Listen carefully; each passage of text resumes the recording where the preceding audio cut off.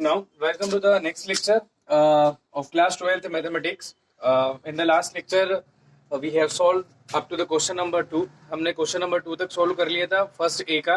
अब हम question number 3 यहाँ पर देखते हैं और समझते हैं. क्वेश्चन नंबर 3 जो आपके सामने दिया हुआ है, आप बुक में देखेंगे क्वेश्चन, तो वहां पर सेट ए दिया है जिसके अंदर दो एलिमेंट है 7, 9, और एक और सेट है आपका बी जिसके अंदर एलिमेंट है 11, 15. उसके ऊपर आर के ए से बी पर रिलेशन दिया है. It contains the ordered pair A B and A minus B is even, यानी कि जो भी आपके आर के अंदर ऐसे सारे ऑर्डर्ड पेयर आएंगे जिनका सब्ट्रैक्ट करने पर क्या होगा, आपका एक इवन नंबर मिलेगा. मतलब कि सबसे पहले हमको क्या करना है, ए क्रॉस बी फाइंड कर लेना है, पहले कार्टेशियन प्रोडक्ट फाइंड कर लेना है. तो कार्टेशियन प्रोडक्ट आपको अच्छी तरीके से याद है. इसमें प्रूव क्या करना है, टू प्रूव हमें इसमें प्रूव करना है आर इज यूनिवर्सल रिलेशन. क्या प्रूव करना है, आर एक यूनिवर्सल रिलेशन है. यूनिवर्सल रिलेशन आप जानते हो कि जितने भी ए क्रॉस बी के ऑर्डर्ड पेयर हैं सारे के सारे कहाँ आ जाएंगे, आर के अंदर आएंगे.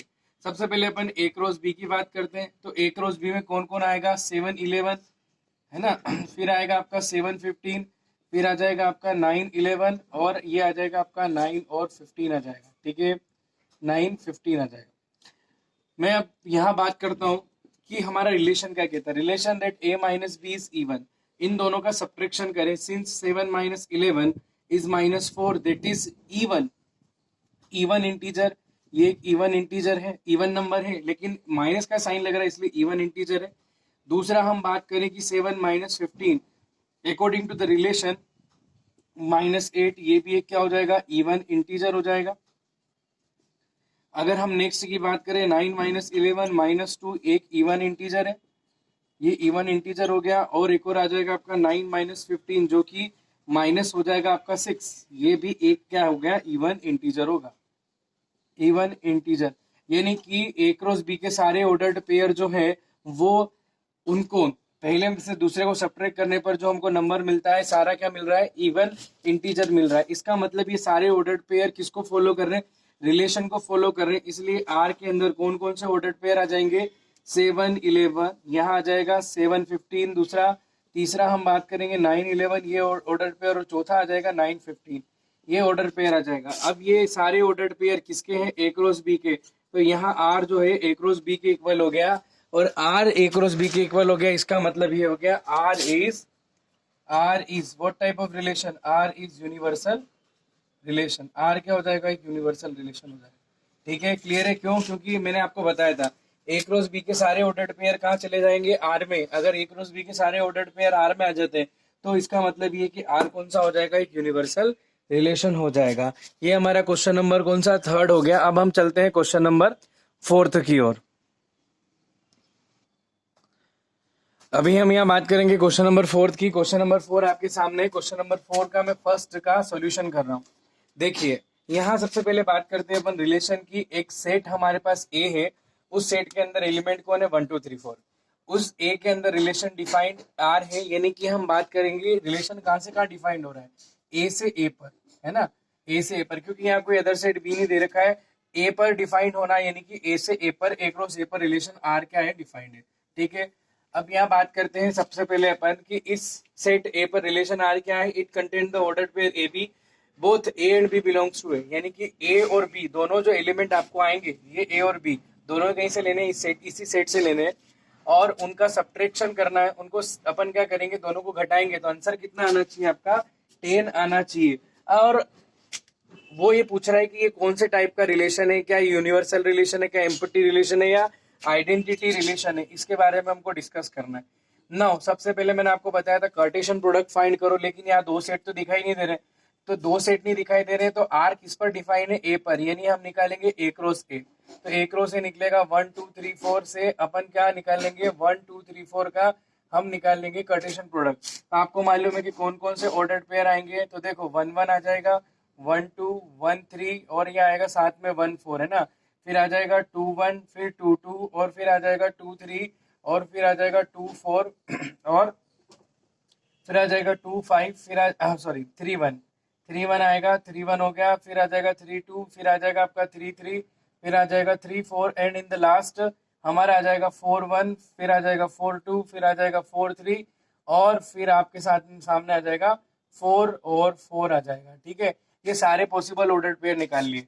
सिंस हम लिखेंगे कि कोई भी यहाँ पर ऑर्डर्ड पेयर जो है वो क्या कर रहा है, अगर अपन बात करें यहाँ पर हर एक ऑर्डर्ड पेयर की, जैसे सिंस 1 - 1 हर एक ऑर्डर्ड पेयर, जो कि आंसर आ रहा है 0। 1 - 2 जो आपका आ रहा है कितना, -1 आ रहा है। ठीक है, फिर उसके बाद में आ रहा है 1 - 3 जो कि -2 आ रहा है। फिर आ रहा है आपका 1 - 4 जो कि कितना आ रहा है, -3 आ रहा है।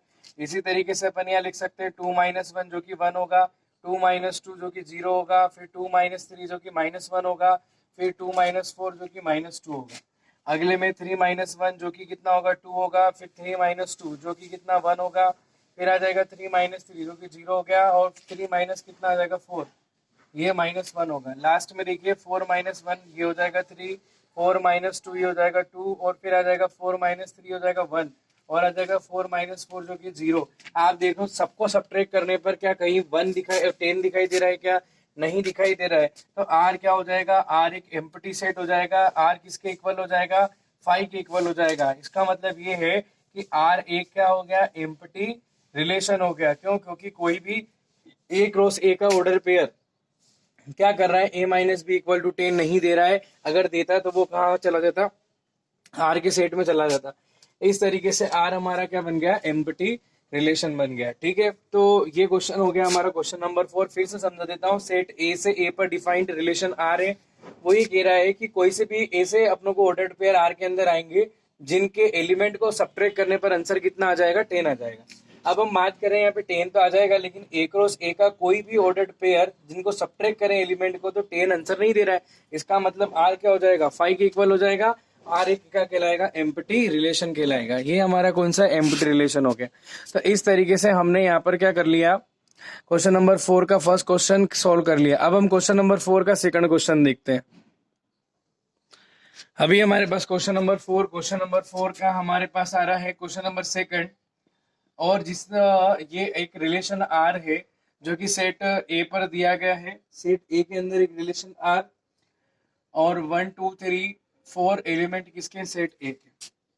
क्या करना है, रिलेशन क्या बोल रहा है, it contains the ordered pair such that mode of a - b is greater than और इक्वल टू 0। यानी कि दोनों को अपन क्या करेंगे, दोनों को जो भी ऑर्डर्ड पेयर आर के अंदर आएगा, या कोई भी ऑर्डर उसके आर के अंदर ऐसा ऑर्डर्ड पेयर आएगा जिसके अंदर हम क्या करेंगे कि उस ऑर्डर्ड पेयर के अगर एलिमेंट के का डिफरेंस निकाले, दोनों को सब्ट्रैक्ट करें एलिमेंट्स को, तो उसका मॉडुलस जो होना चाहिए वो या तो 0 के इक्वल आना चाहिए, 0 से क्या आना चाहिए, ग्रेटर आना चाहिए उसका मॉडुलस। यानी कि अगर अपन बात करें उसका मोड जो होगा 1 की, वो क्या आना चाहिए, ग्रेटर देन और इक्वल टू क्या आना चाहिए, 0 आना चाहिए। सबसे पहले तो अपन बात करते हैं कार्टेशियन प्रोडक्ट की, कि आर किस पर डिफाइंड है, आर ए पर डिफाइंड है। तो ए क्रॉस ए निकाल लीजिए। तो ए क्रॉस ए हमने निकाला था 1 2 3 4, और इसका हम कार्टेशियन प्रोडक्ट निकालेंगे 1 2 3 4 से।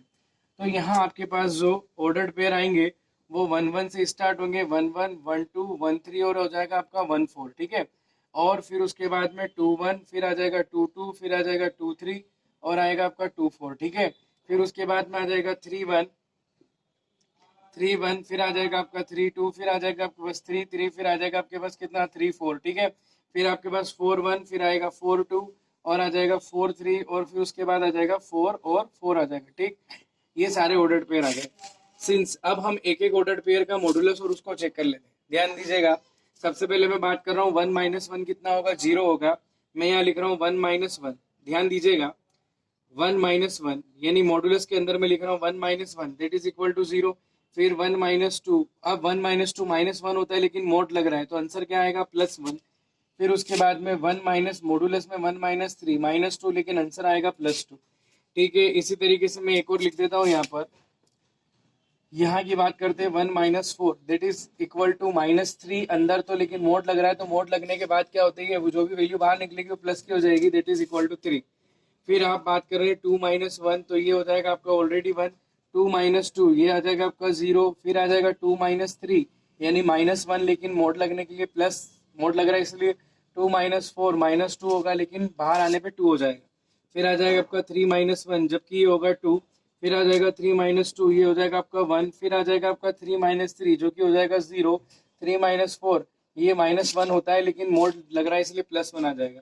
4 माइनस 1 आपका आ जाएगा 3, फिर आ जाएगा 4 माइनस 2, मॉडुलस लग रहा है 4 माइनस 2 2 हो जाएगा, फिर आ जाएगा 4 माइनस 3 जो कि कितना होगा 1 होगा, फिर आ जाएगा आपका कितना मॉडुलस में 4 माइनस 4 यानी कि आ जाएगा 0।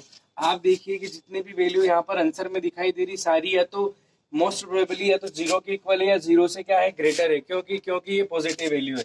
तो इसका मतलब ये है कि इसके अंदर कौन कौन से आर के अंदर कौन से ऑर्डर्ड पेयर आएंगे, तो आर के अंदर ये सारे ऑर्डर्ड पेयर आ जाएंगे, क्योंकि सारे ऑर्डर्ड पेयर किसको फॉलो कर रहे हैं, इस रूल को फॉलो कर रहे हैं। तो यहाँ क्या आ जाएगा 1 1 1 2 है ना, और 1 2, और इस तरीके से आपको ये करना नहीं है, ये मैं आपको समझाने के लिए लिख रहा हूँ, आपको सारे ऑर्डर्ड पेयर यहाँ लिखने से लास्ट कहाँ तक आ जाएगा आपका 4 4 तक आ जाएगा, ठीक है ना। ऐसा डेटिश मत बनाए आप, यहाँ पर फिलअप ना छोड़े, यहाँ पर सारे ऑर्डर्ड पेयर लिखने। यहाँ पर आर किसके इक्वल आ जाता है, ए क्रॉस ए के इक्वल आ जाता है, इसका मतलब आर कौन सा रिलेशन हो जाएगा बताइए। आर सारे ऑर्डर्ड पेयर आ जाते हैं किसके, ए क्रॉस ए के सारे ऑर्डर्ड पेयर कहाँ आ रहे हैं, आर के अंदर आ रहे हैं। इसका मतलब आर जो होगा वो कौन सा रिलेशन हो जाएगा, यूनिवर्सल रिलेशन। ये कौन सा रिलेशन है, यूनिवर्सल। क्यों, क्योंकि ए क्रॉस ए के सारे एलिमेंट कहाँ आ रहे हैं, आर के अंदर आ रहे हैं, ठीक है। चलिए अब बात करते हैं अपन क्वेश्चन नंबर इसकी फोर्थ के थर्ड की। ये फोर्थ का सेकंड क्वेश्चन था, अपन बात करते हैं फोर्थ के थर्ड की। अभी देखिए ये क्वेश्चन हमारा है क्वेश्चन नंबर फोर्थ का, हमने देख लिया थर्ड, क्वेश्चन नंबर फोर्थ है, फोर्थ का थर्ड हम देख रहे हैं। फोर्थ के थर्ड में देखो यहाँ रिलेशन चेंज हो गया है। रिलेशन क्या है, contain ordered pair and A और B both belongs to A, दोनों एलिमेंट ए की एलिमेंट है, and A equal to B, A किसके इक्वल आ रहा है, बी के इक्वल है। यानी आपको अब क्या करना है, फर्स्ट और सेकंड दोनों एलिमेंट इक्वल होने चाहिए, वो लेने हैं। तो हम यहाँ देख रहे हैं सबसे पहले हमने ए क्रॉस ए निकाल लिया, और इस रिलेशन के अनुसार एक सेम सेम दोनों एलिमेंट कैसे होने चाहिए, सेम होने चाहिए। तो आर के अंदर ऐसे एलिमेंट आएंगे, तो 1 1 एक 1 1 आ गया, एक कौन आ जाएगा 2 2, एक कौन आ जाएगा 3 3, एक और कौन आ जाएगा 4 4, ये आ गया आपका, ठीक है। क्लियर है, कोई डाउट है क्या। 4 4 सारे ऐसे सेम नंबर के जो आपके ऑर्डर्ड पेयर हैं वो आ गए, ठीक है। तो यहाँ आर जो है वो क्या बन जाएगा आपका आई ए, यानी कि क्या बन गया, आइडेंटिटी रिलेशन हो जाएगा। तो यहाँ लिखेंगे अपन R is an identity relation. अपन जानते हैं आइडेंटिटी रिलेशन से क्या होता है कि सेम नंबर्स के ऑर्डर पेयर बनेंगे सारे, ठीक है ना।